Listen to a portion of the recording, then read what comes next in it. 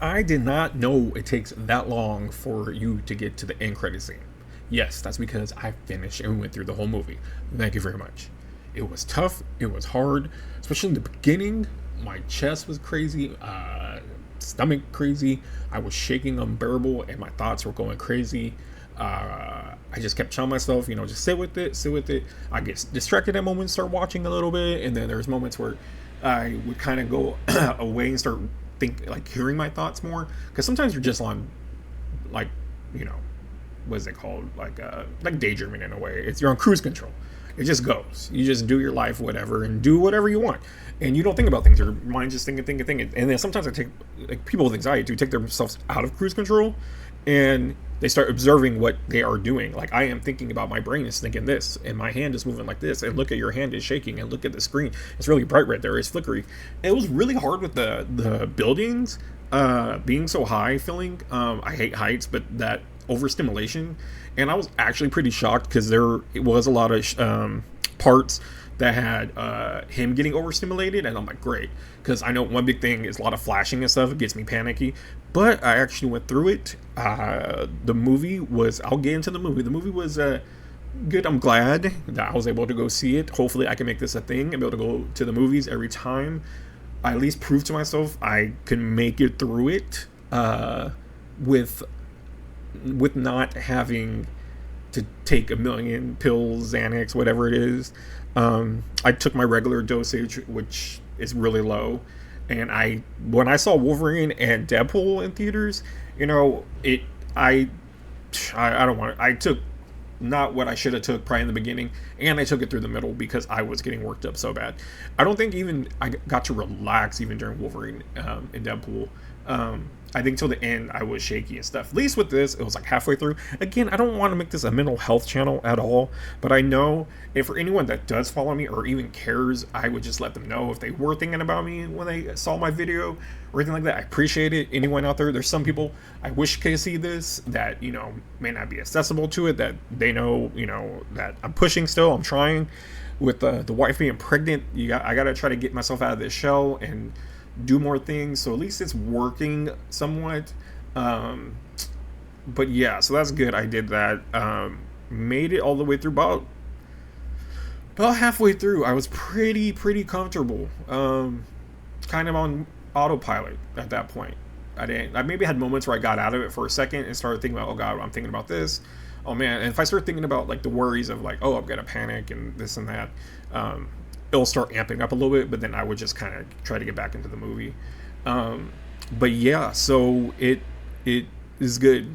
It was all good. It was hard, very hard. But again, I don't want to make this a mental health channel at all. It just sucks because a lot of these videos, I tell stories. I tell stories about movies and comics and all those kind of things. Just superhero movies, comics, TV shows, whatever. I love pop culture. I love pop culture things. And with that being said, sometimes those overlap when I'm telling a story about what I was going through at that time. So unfortunately, when I'm gonna try to see Brand New Day, something that I'm gonna talk about for years and years because it's part of my world, and I will always have the memory of, oh, when I went there, I was anxious, but the memory will at least be I got through it, which is a good thing.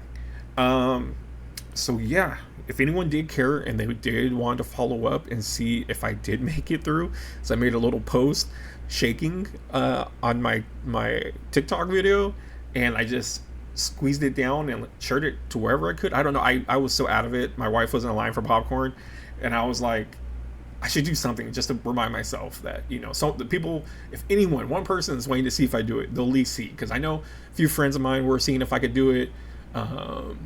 My wife, of course, wanted me to, she knows I could do it, but she just knows it's going to be hard for me. But, yeah, so that's it. Thank you for that. And let's start talking about Brand New Day. So, I'm not too sure how I feel about it yet. I think what happened was people overhyped the hell out of it. Overhyped. Everywhere I went, it's the best Spider-Man movie, best Spider-Man movie, best Spider-Man movie. So I came in with really high expectations, but I already kind of knew the story. So I was like, how's this gonna meet those expectations that I know, and that's my fault for knowing the story already and knowing all the spoilers. And again, to do what I want to do is I want to be on YouTube and talk about theories and spoilers. And with this coming out, what does that mean? Blah blah blah. So I kind of force myself to look at the spoilers and stuff, so I can go off it and make topics off it and go off. You know, like even my doomsday videos and things like that. I go off of those.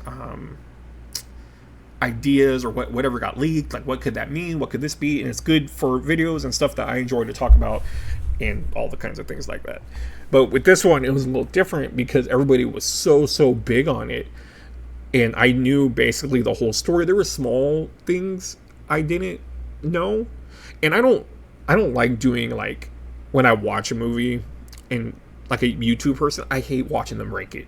I don't want to know their ranking system because it's so hard. Like when they're like a 9.0 on something, I'm like, it just blows my mind. Like a 9.0 should be, again, it's damn near perfect of a movie. Like picking a 9.0, like that has to be close to no flaws in my brain. A scale for me would be better, like to 100 or something. But I don't do that. I don't like ranking. I don't like numbering it at all. I don't like putting that stamp on it. I do like, which I try to do, is tell me how you felt about it and the way it talk to you, the way things did it for you.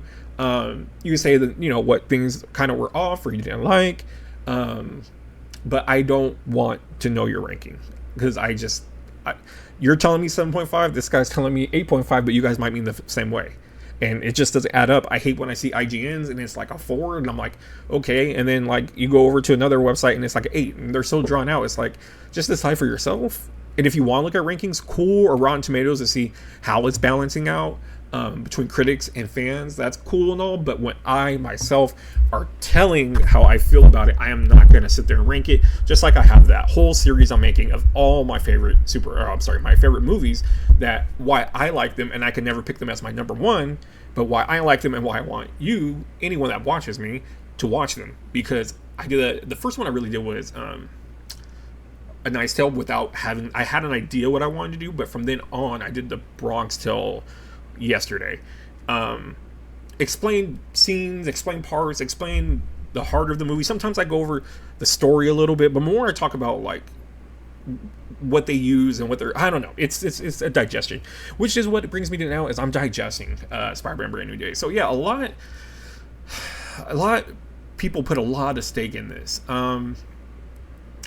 Question is, it kept coming to me the whole time I was watching it, is this going to be the best Spider-Man movie?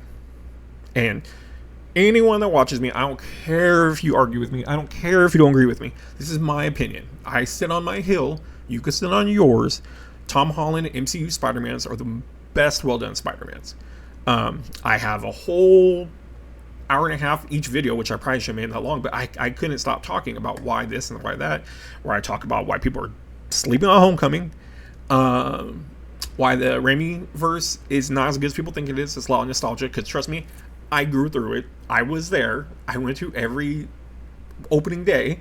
It was a lot different with them than people I see that are like half my age going, oh, it's the best one. I'm like, dude, it's like people talk, it's just when you grow with things and you learn things more, things change. When you go sit there and watch stuff to try to be like, oh man, this is a classic, and it's like, dude, it wasn't a classic for me. It was just a movie that came out, and now it's considered one of those kind of classics because, oh, it's an older movie. But to them, when they watch it now, it's like, that's a classic movie because it was out when I was alive or whatever.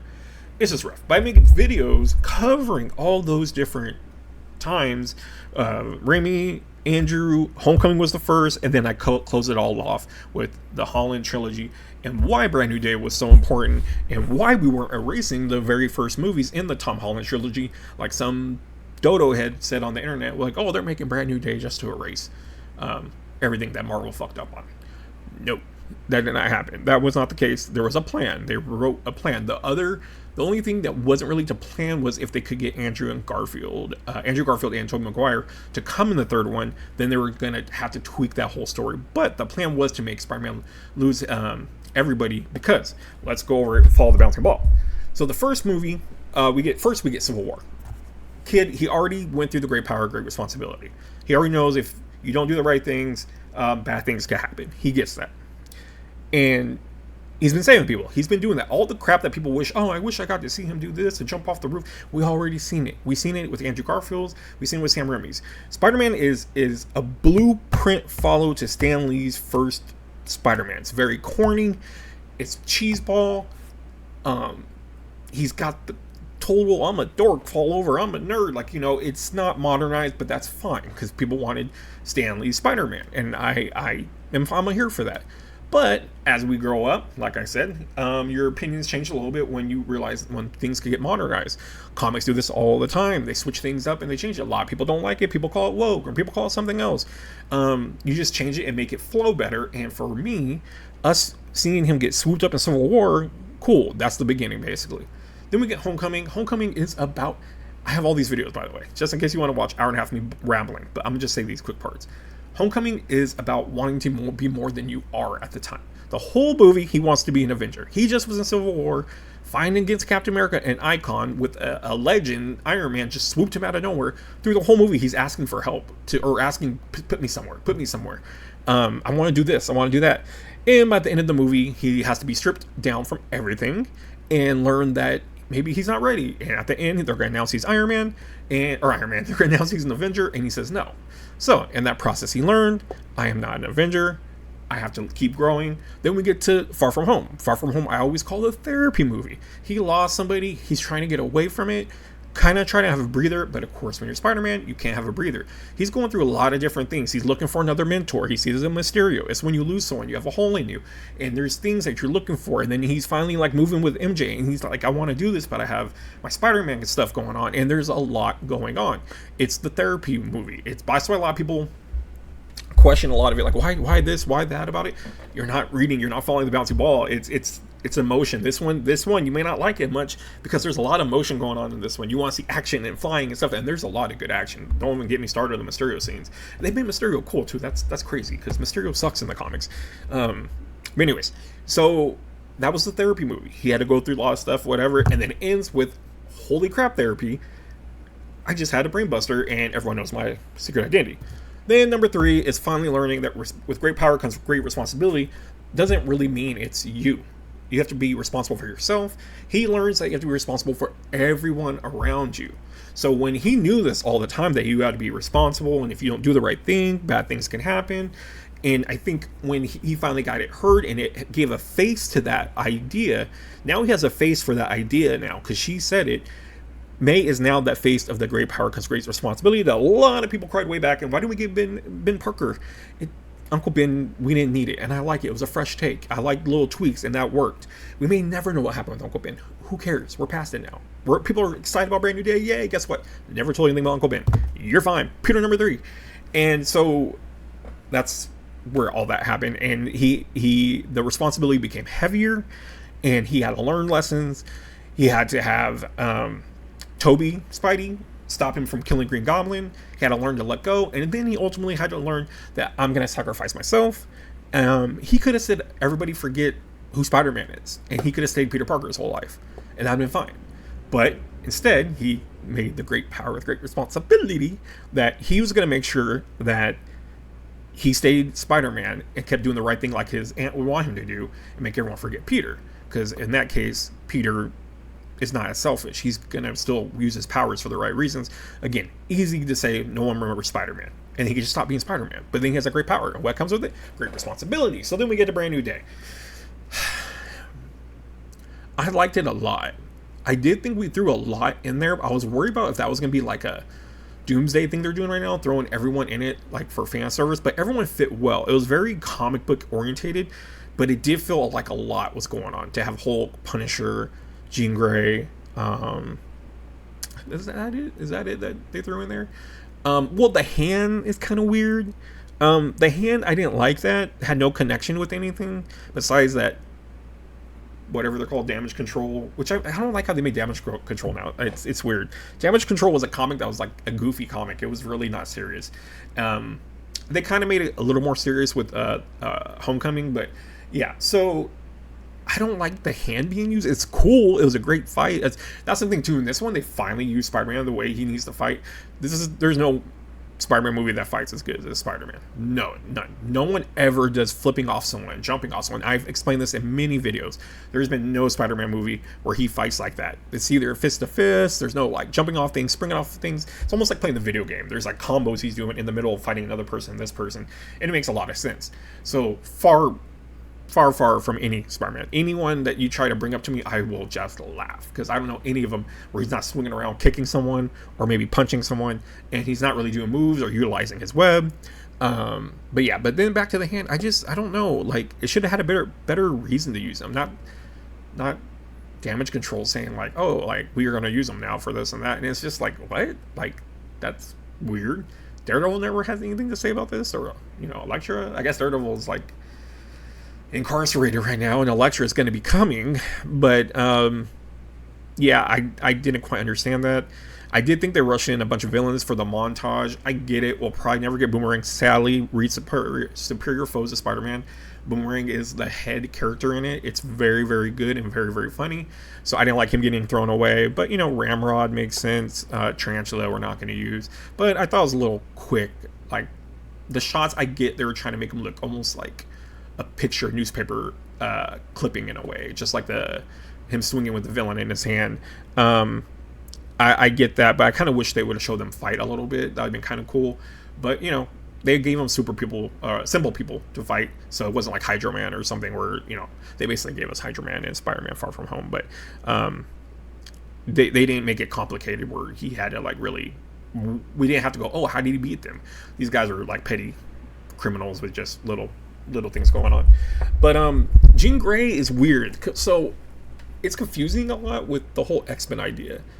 So if she's there, we definitely have mutants in the MCU, but we're going to Doomsday. That's going to launch Secret Wars. That's going to launch the X-Men saga.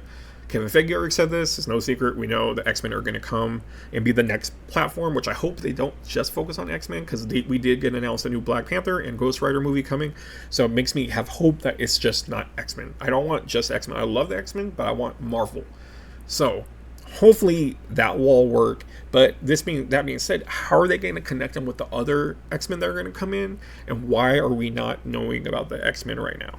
That's what I don't get. Why do we not know who they're mutants? Why is Jean there, and why are other people getting tracked down, or are they getting tracked down? Are people in hiding?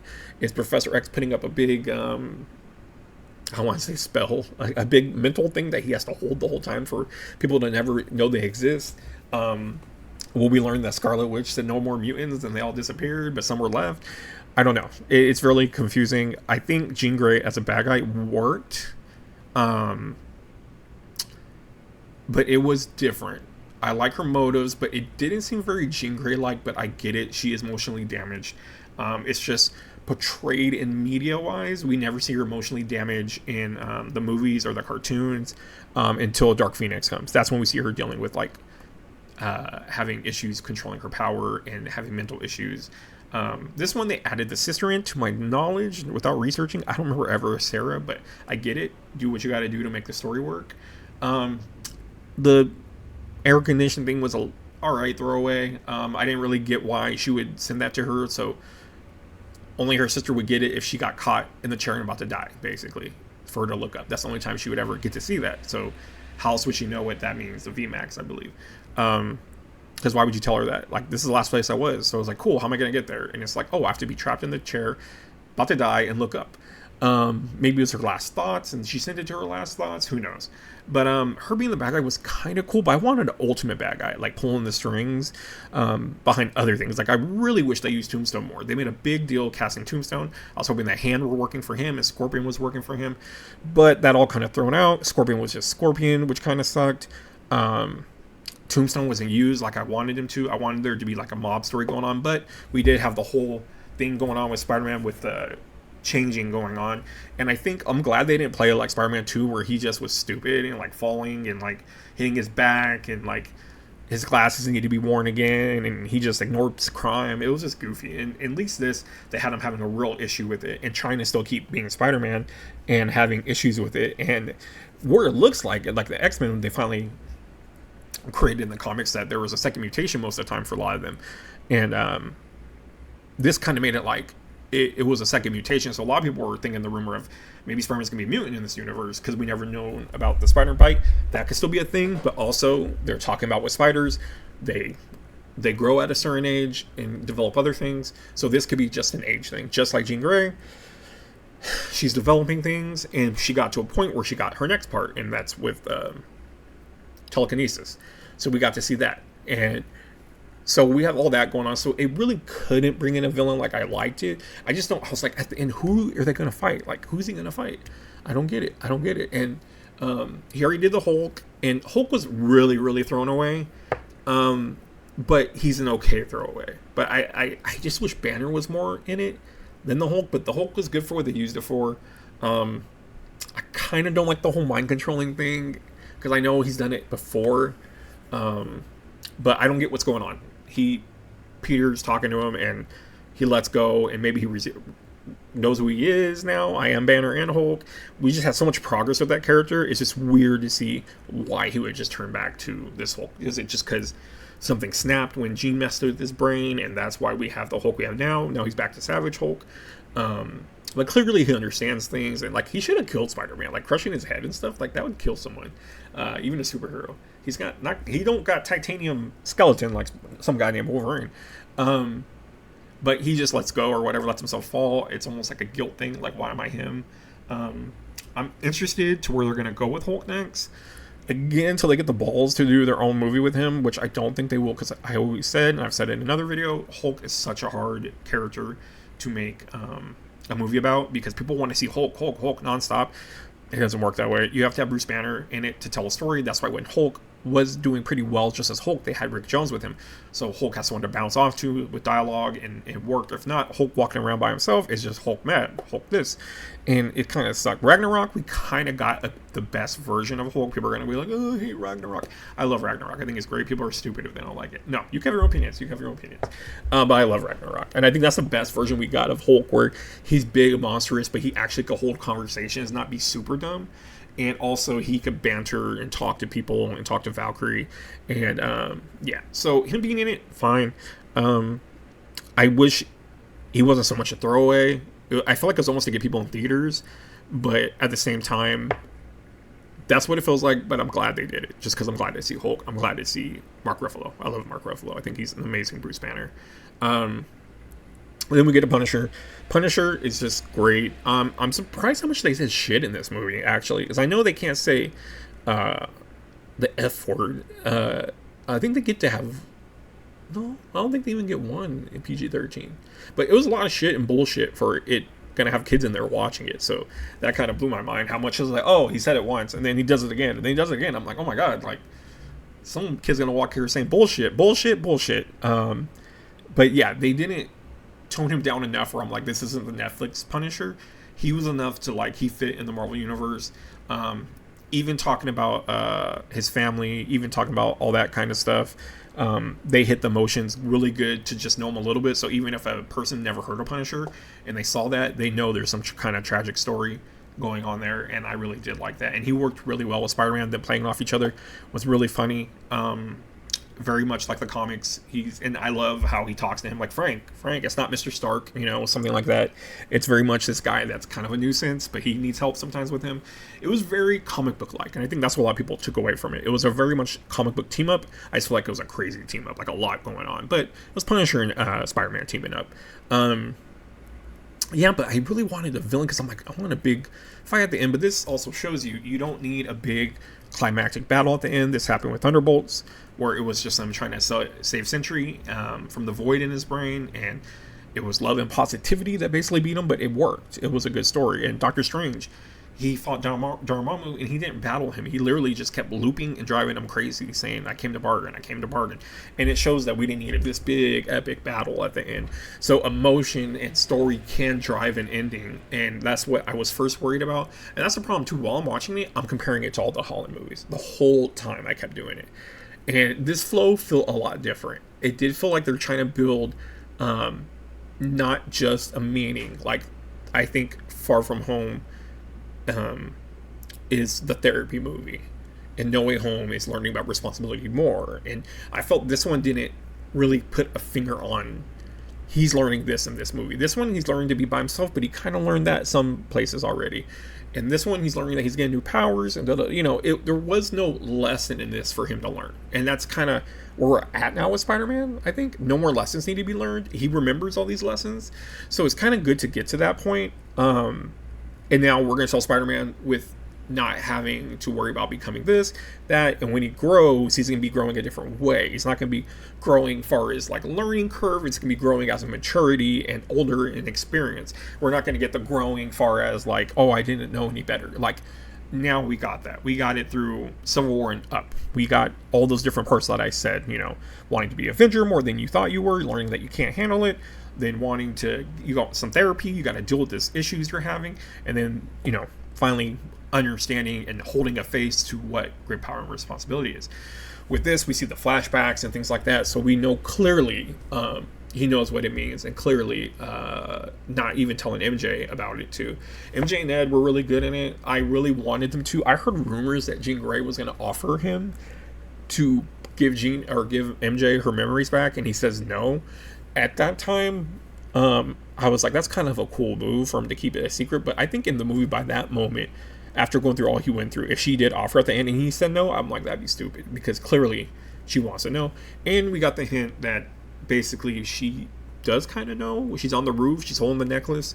Interested where it's going to go. We're not going to know for a while. That's what sucks, because we have Doomsday, we have Secret Wars, and where does Spider-Man fall off through that? I don't know, but Tom Holland said the most important frame, or the most important part, is the brand new day part is the last frame of the movie.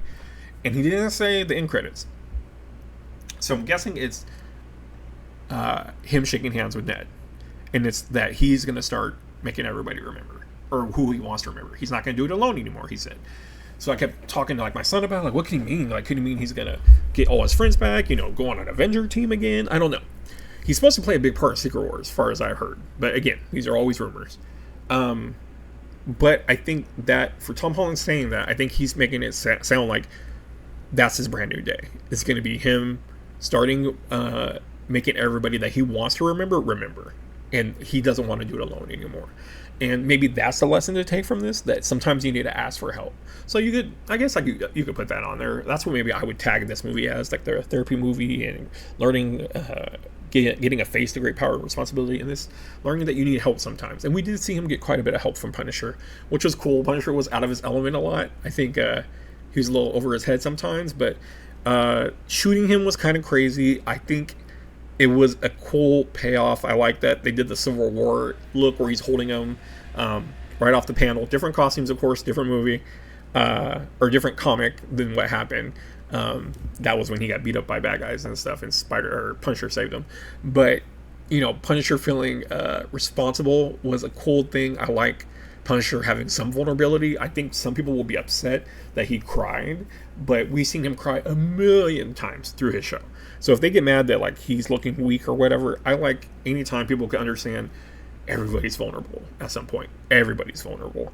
And it's nice that he did care. It's almost like when Doctor Strange was telling Peter that, if I do this spell to make everyone forget you, everyone that loved you, we wouldn't. And he stops a little bit and he's like, catches it because he loves Peter, and he's like, and he goes again, we wouldn't know who you are. You gotta understand, that would mean that everyone who knows and loves you, we'd have no memory of you. It would be as though you never existed. I know. Do it. So, I don't know how much love he does, but he cares about the kid. So it's nice to see, again, him, Spider-Man, in the Spider-Man world, in the MCU world, connecting with these people and actually having emotions with them. So Punisher staying with them and stuff like that, it for me, is development for Punisher. I hope they don't fall back on this. I hope if they keep using Punisher, they develop and jump off this and use this kind of Punisher that actually has a heart in certain points. And we know he does, from some of the TV show episodes. But even giving Daredevil hard love sometimes is part of him being a good guy. It's just a way of doing it. But it was funny that Spider-Man or Peter kept laughing that he cried. It just seemed like a natural thing. And it's funny because Tom Holland and why I want to say Josh Bernhold, I can't remember, Bernhold, that they grew up with each other like roommates or something like that, and he was there when Barenthal, can't remember the last name, he was there while he was recording the Spider-Man audition tape. So that's really cool. And even when they were laughing together at the end, I felt like these guys know each other, and it was a little too much charisma for Spider-Man and Peter to have, or Spider-Man and Punisher to have, but it worked. Someone told me he was going to be on the gurney, and with the mask on, they're going to respect him and keep the mask on when they worked on him. I don't know how that worked, because he had to be on the mask. I don't know how Punisher could talk to him, like, let me take off his mask and I'm gonna put the thing on. So I don't know, it feels weird. It feels like a doctor or someone may have seen him. I don't know how he feels about that, but it was a little out of character for Punisher to do the whole put the Spider-Man suit on and kind of dance around. That is kind of hard for me to compare to the Punisher in the comics, but again, we're in the MCU world where you could change things up a little bit. This Frank can maybe grow a little bit, and we saw through his one shot, he kind of got rid of his demons in a way in the one shot movie. At least I hope. I don't want to see him having flashbacks a million times again. I hope he grew from that, and we could just have Punisher being Punisher. So it is a little different to see that, but it was a good scene, and I did like it. And I like Peter got to see how much people loved him. They tried to do that in Spider-Man 3, and it was really corny. And he tells Gwen, lay one on me or whatever. It was such a dumb scene. Spider-Man 3 so bad. So for him to see it, in the third one, Spider-Man 3, he was like, they love me. This one, there wasn't really needed as much. It's just him kind of looking around, the little kid throwing the thwip sign at him, and that was enough for him just to like feel good that this is different. There's no J. Jonah Jameson. There's no Spider-Man's a menace. This is a world that actually appreciates Spider-Man, and that does happen in the comics and in the world where people do actually care about Spider-Man, and he's like their hero. He's always like the person they connect to because he's the friendly neighborhood Spider-Man. He goes around through the neighborhood and he buys hot dogs from the hot dog stands and does things like that. So I think them going that route was really cool. People caring about him, people want him to get better. That was a cool way to do it. Like I said, the only gripes was really I wanted a bigger villain, because I knew once they found Jean, who are they going to fight? And then Jean kind of made the hand take over, and then you start questioning powers because you're a comic nerd. Like, how is she controlling him while she's controlling this? But we don't get explanation how strong her powers got, so who knows? She might be able to do a million different things at once. But yeah, like having the hand scene definitely was a little odd for me. I didn't like using the hand in it at all. I think I would have wrote that out and did a different group of people. Even breaking people out of because it was a jail. Everyone thought it was going to be Daredevil's jail. And he said it a million times that he's not in the movie, and clearly he was right. He was not in the movie. Everyone thought when Spider-Man jumps at the hand, there's going to be other people jumping with him, and that didn't happen apparently. So much as that teased everybody, I kind of didn't see it happening. They couldn't do Daredevil or Drew in season 3 because Daredevil's not going to help, and then I'm going to go back to my cell or whatever. It's the responsible thing to do. It just would look silly. But yeah, I just didn't like I wish she would have took control of maybe some inmates and they broke out, and it would have been like, Tombstone and like people like that, Tarantula maybe, or whatever, these throwaway characters, or even characters you can use in the future that actually have some strength or some skills and fight him all at once. But they had to do it with throwaway people that we didn't care about, like ninjas that we didn't have a connection with, like, oh, we want to see them again. I mean, we want the hand there, but not specific hand members. Just an odd thing to throw in. I mean, with this Spider-Man movie, they threw in like Daredevil characters, and then they threw in X-Men characters, so it's a big overlap, and Punisher is his own character of his own, so that's an overlap, and Hulk's an overlap. So I don't know. And then Bruce Banner, I don't know what they're going to do with him. He's going to somewhere, they said. I forgot when they had him all on the bench, or not on the bench, I can't remember what it's called. I was going to say board, but when they're taking him away, they're going to take him to get checked out. I'm like, dude, he's an Avenger. Like, that doesn't happen anymore. Like, he's rubbing his shoulders with big people now. They don't do this kind of thing for Bruce Banner. Even though he turned into the Hulk, people know the circumstances most of the time that, this is because he couldn't control it. He was in the limelight when he became Professor Hulk. He became famous. Everyone took pictures of him. They know who he is. So that kind of bugged me, that why are they making it like he's a crazy, person that they need to go put away or whatever. Yeah, and the damage control being the big bad guy, I think was kind of goofy. I'd rather something else, but I guess it was already kind of in the MCU, and we can make them going after powered people. You'd think they would go after Spider-Man, but they did have a way to take him down, so maybe there was things they could do. But again, telepathy is way bigger than Spider-Man powers. It's broken, and I would understand a bad guy villain corporation would want that. How would they transfer that over? I have no idea how that would work, but that's for the movie to explain, and we don't need to explain it because they didn't get to do it. Yeah, this opens up a lot of doors for X-Men. Hopefully the future of Hulk. Hulk will be back somehow. I don't think we'll see Hulk till Secret Wars. I don't know Punisher at all when we'll see him again. Spider-Man, I think Secret Wars. It sucks. I don't think we're going to get MJ and Ned in Secret Wars. And then, yeah, I think, Hulk is supposed to come back with the Hulks on Secret War, the planet where it's like all inhabited by the Gamma people that happened in the comics. But again, those are rumors. But then there was leaked pictures, images from a Marvel artist that does the concept art for the movies. These have always been pretty accurate, the images they show, and some of my videos I posted them up.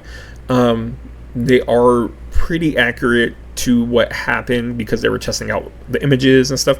So who knows? But yeah, overall, I mean, I don't like ranking it and stuff, but it's definitely between Far From Home still and Brand New Day, between them two. I don't know which one's better. I'd have to digest it more. Just Far From Home just had so much emotional touches, and I think it's not fair because they brought us back to older Spider-Man that we knew through our years, and or especially me being old, living through those years. And yeah, it just wasn't fair. We got to see Defoe as Goblin again, which was great. Great actors. Jamie Foxx played a proper Electro that Amazing Spider-Man 2 screwed up. Alfred Molina as Doc Ock, just seeing him back as him was great. So there's just a lot going on for that movie, but it kind of wasn't fair because it built so much up. This one was kind of like, yeah, all that stuff happened, but we kind of have a fresh start, and it's a Peter that is very alone and eventually had to rely on people, and with Bruce Banner helping him figure out how to do it made them geniuses. I swear to God, like even MJ, they all I guess they went to what was it, MTI or whatever.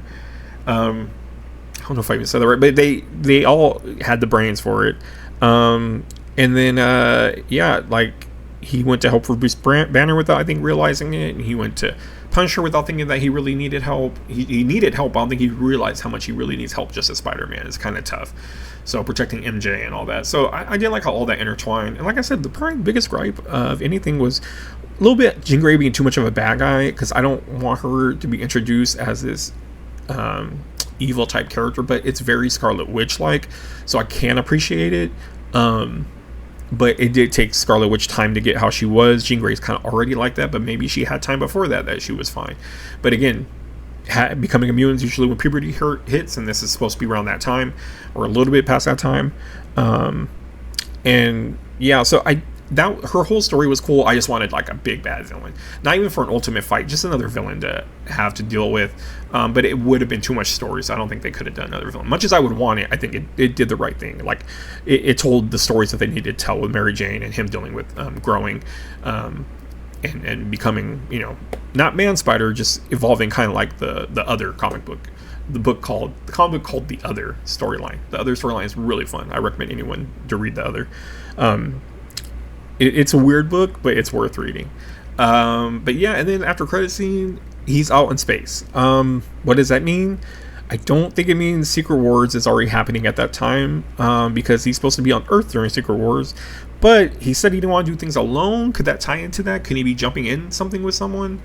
I don't know. Maybe he goes to people, because supposedly the people that don't get their brain wiped, they're in space in an arc, like a ship arc. They're calling it an arc in the comics, where they escape the building, the world's blowing up, the incursions, and the ones that are left are the ones that are in the comic. They're the ones that are supposed to be saving everybody and making everybody remember. So I heard Tom Holland plays a big part of that. So hopefully that means he's rubbing shoulders with people high above us in space. Then he's getting into the arc, and he's going to be one of the people that doesn't have his mind wiped, and he will be leading the pact, which I've heard he's going to be front and center of Secret Wars. Again, Secret Wars is a big comic with Spider-Man. Secret Wars #8, we get the black costume. People are hoping that's going to happen in Secret Wars movie. That would be a cool way to do it the original way, where he gets the suit through getting damage. Who knows how they could do it, but it would be a cool way to bring Venom in when they're actually on like this new planet or whatever, the Secret Wars planet. And that's the original Secret Wars, not the one that they're really, the incursion Secret Wars. You have to remember, there's 2 different Secret Wars stories going on here. But overall, yeah, it was a really good movie. I'm glad I made it. I'm glad I was able to sit through it and go all the way and not have super duper panic time. I'm gonna put this up quick.